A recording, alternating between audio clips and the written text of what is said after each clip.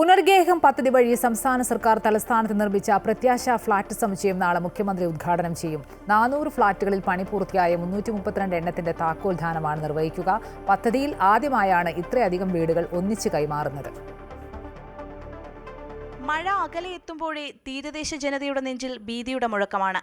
പ്രായമായ അച്ഛനമ്മമാരെയും കുഞ്ഞുങ്ങളെയും കൊണ്ട് ഏതു നിമിഷവും കടലെടുക്കുന്ന വീടുകളിൽ രാവും പകലും ഭയന്നു കഴിയേണ്ട അവസ്ഥ.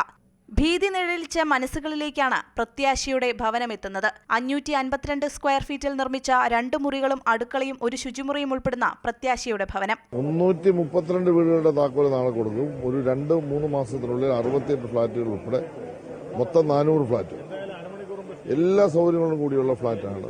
ഒരു 2 സെന്റ് സ്ഥലത്ത് എങ്കിലും ഒരു വീട് നിൽക്കുമ്പോൾ ഏകദേശം ഒരു 20 ലക്ഷം രൂപ വില വരും.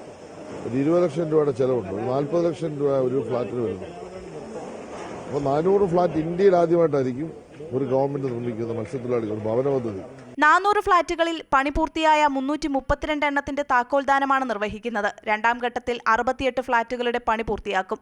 പുനർഗേഹം തീരദേശ പുനരധിവാസ പദ്ധതിയിൽ മുട്ടത്തറ വില്ലേജിൽ 2023 ഭവന സമുച്ചയത്തിന്റെ നിർമ്മാണം ആരംഭിച്ചത്. ഒരു ഫ്ളാറ്റിന് 20 ലക്ഷം രൂപയാണ് ചെലവ്. അമൃത ന്യൂസ്, തിരുവനന്തപുരം.